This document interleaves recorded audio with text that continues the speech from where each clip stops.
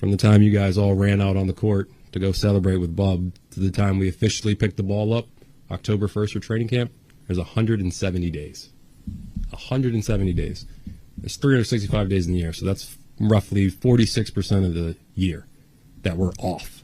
We can't be off. We have to turn that into time where players are getting better, teams getting better, everybody's taking a jump.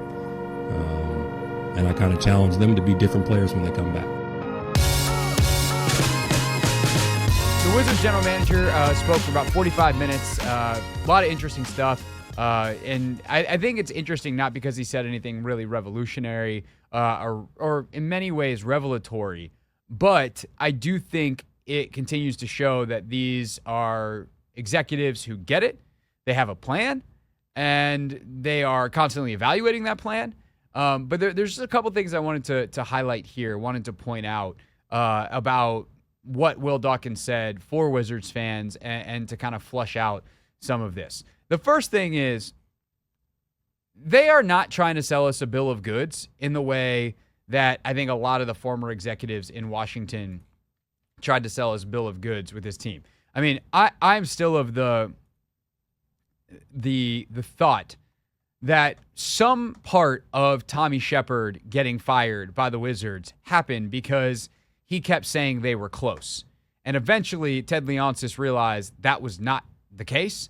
That was not reality, not realistic. And he said it on this show, but I'm sure that he also said it like in meetings and stuff. And they weren't close. And trying to sell us that just made us feel like we were taking crazy pills. And Will Dawkins today said that they are getting closer than perhaps when they took over, which duh, but that they are still not remotely close enough. And this dose of reality, especially amidst this very long-term rebuild, is something I appreciated. Around here, we talk about it all the time. We're going to acknowledge the growth. We are going to celebrate every small win. We're going to keep our head down and keep stacking days, keep working hard until we look up, see where we're at, put our head back down, and get back to work. You've heard it time and time again, but we realize we're still in that early phase of fighting for sustained success. Like, that's what we're trying to get here, our longevity, where when we enter into the playoffs, it's us there for a while, not in and out. And to do that, we got to build slowly and build the right way. And while we understand we're not close, we are closer. And that's the goal every single season. And I do feel like we laid some bricks to the foundation this year.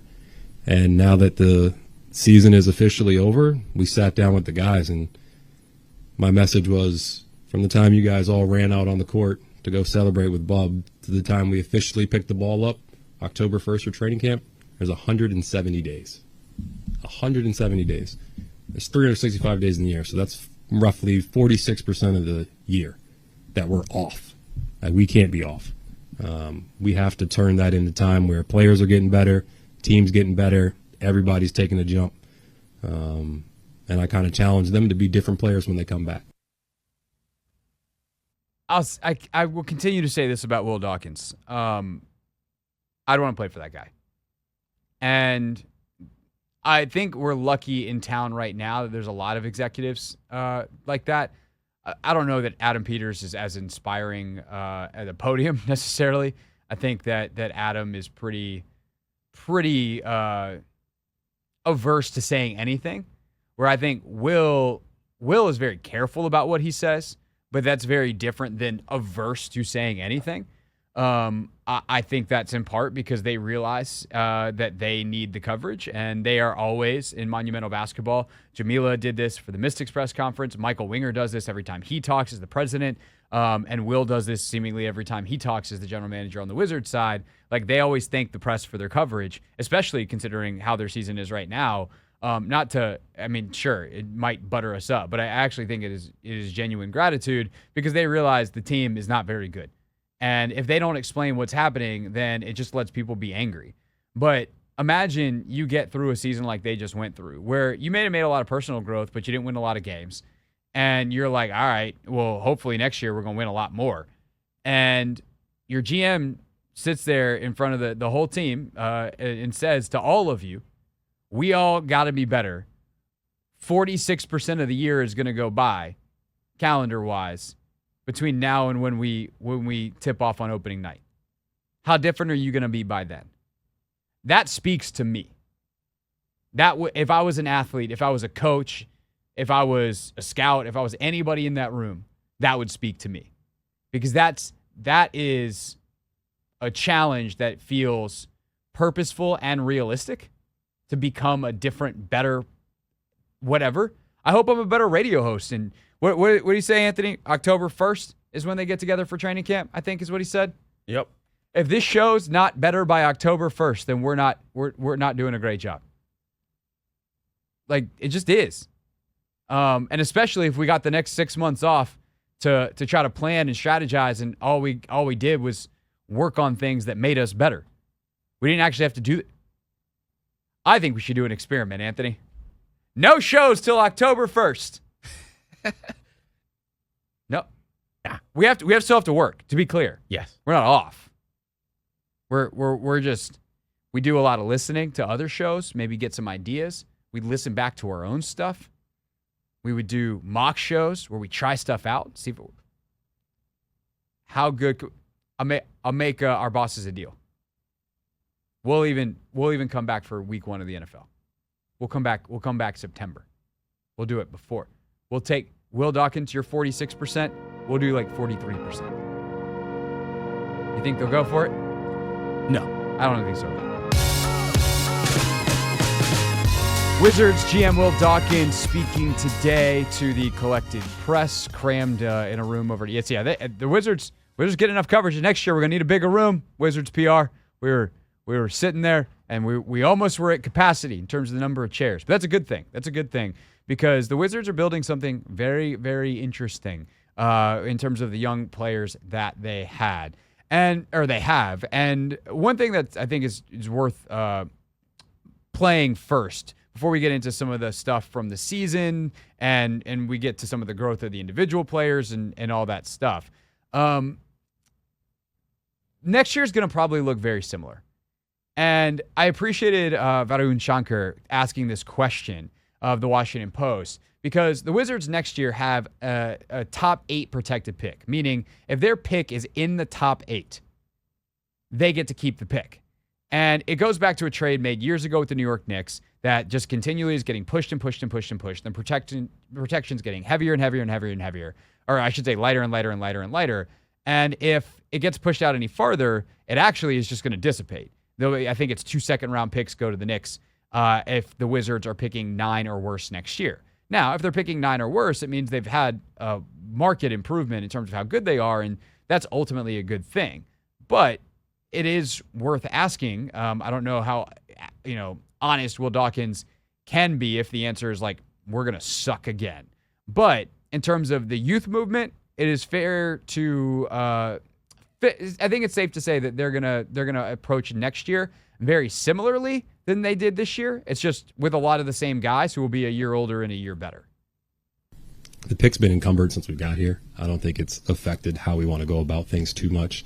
The plan is to continue to grow through young players. If our young players make a massive jump and we go forward, we go forward. But in terms of the deconstruction, the foundation piece that I was talking about, building it back up and fortifying it, I'd say we're probably still in that little, is that a right angle? Is that what we do? That little corner, that deconstruction, build foundation, like we're still down here. We're still in the early phases of what we're trying to do. I think we found some players and laid some bricks that will allow us to continue to build that base, but I think we're still over here in this little corner. So, Will's talked about the deconstruction phase a lot. And Michael Winger's talked about it as well. Like they had to tear it down. And it sounds to me like they are exiting that. Will said in the answer we played in the last segment that they've laid a couple of bricks. To me, they're kind of pouring the concrete now. Like, okay, we finally are done tearing down the previous building. We're digging a big hole and we're about to pour some concrete in. Maybe even the hole is dug. And now this jump season, this off season is when they pour some concrete. Next year, they try to start building on it. We're still a long way from, scaffolding and structure and, then God forbid windows and furnishings. But there is at least starting to be more than a just demolition that is happening. And obviously one of the young guys at the head of that is the number 2 overall pick from last year, Alex Sarr, who I would say somewhat quietly had a really, really good season. One that if he builds on it in the way that other people that have had similar seasons built on it could put him in rarefied air in the NBA, which is, I think, not what is projected for him, but so far so good for a kid who's barely 20 years old. For a 19-year-old, I think we're all pretty impressed with the fight that Alex Sarr showed this season. Obviously, Marcus and a lot of people in the organization see where he can go, which is a pretty high level. So, of course, he's going to continue to talk to him and continue to work on those things. And trust me, we've had a lot of conversations with Alex Sarr about who he is, who he wants to be, and he wants to be great. And we're going to try to give him every resource to do that. And if you run his numbers, it was pretty impressive for the rookie campaign that he had. Because Alex, to me, is not just a defensive player.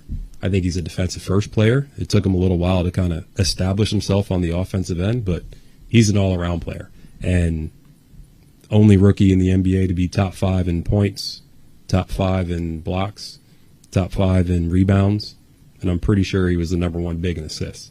So the guy knows how to play and has an impact on both ends. We ran the numbers. One of 3 players with 100 assists, 100 blocks, 100 plus blocks. The list of rookies that have averaged like double-digit points and 1.5 blocks is pretty insane. Like it's a ridiculous list.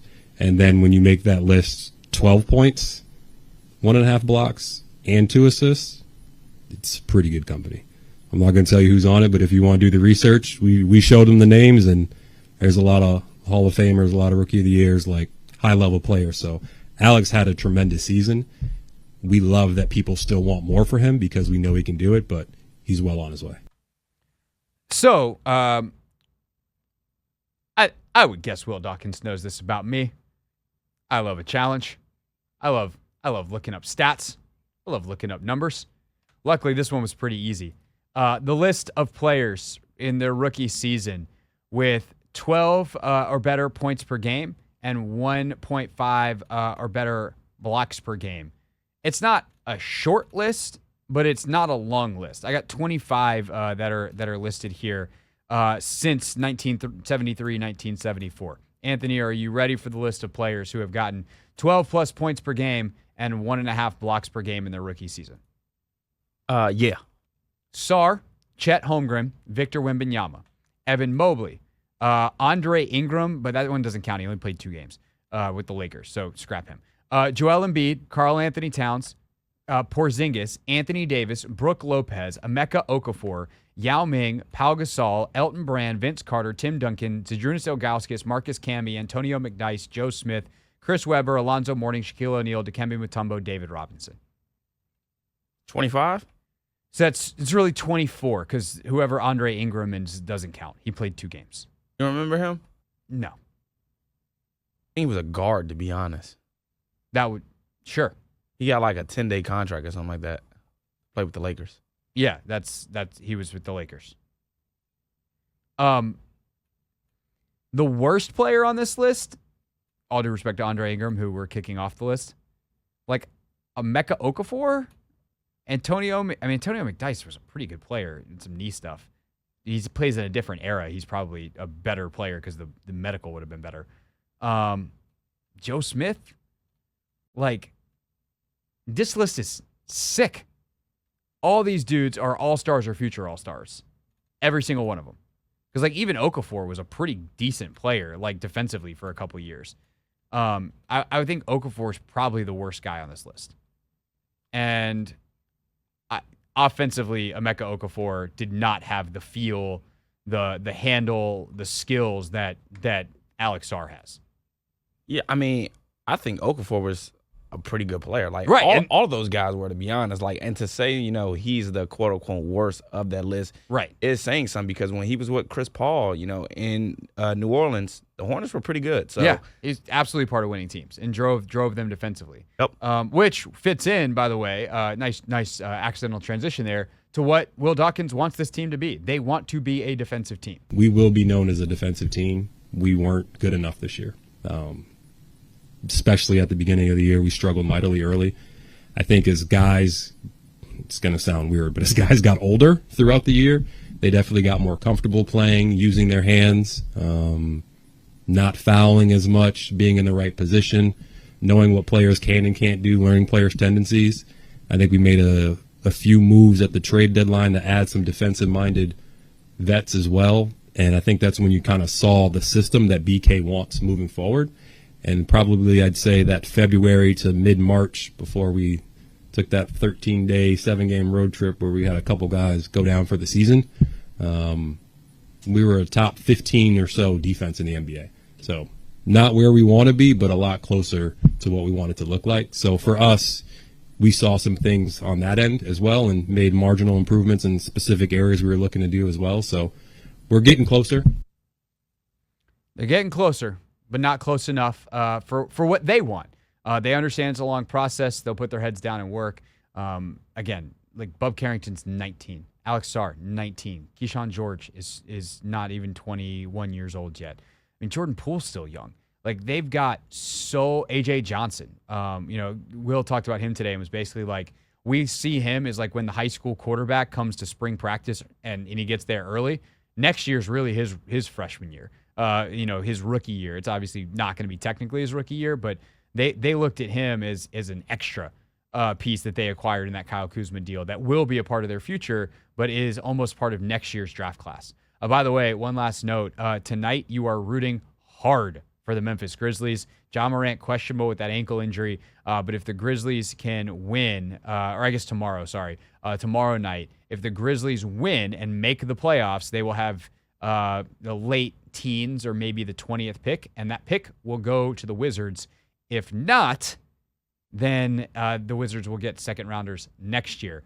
So big completion of the Marcus Smart trade there. That could be another first-round pick for Washington this season. And if they're in that late 20 or late teens, it's very easy for them to add a couple second-rounders or whatever else they need to do and move up and get back into the lottery if there's a player they want, or maybe even if they wind up losing out and with their own lottery pick and they wind up picking fourth or fifth, could they get up to second or third by combining another first-round pick? So a very essential piece for Will Dawkins to deal with, to play with, depending on what happens for the Grizzlies tomorrow night.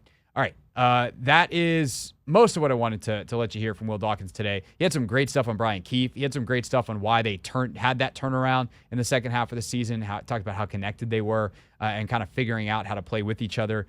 Great stuff on Corey Kispert as a leader. Just really, really good stuff and a phenomenal last question that he answered about, or phenomenal answer about Bub Carrington and just what he showed this year, playing in all 82 games, dealing with the death of his father late in the year, the maturity that he showed throughout the entire season for a kid who's so young, the fight. They are very, very high on Bub for very good reason.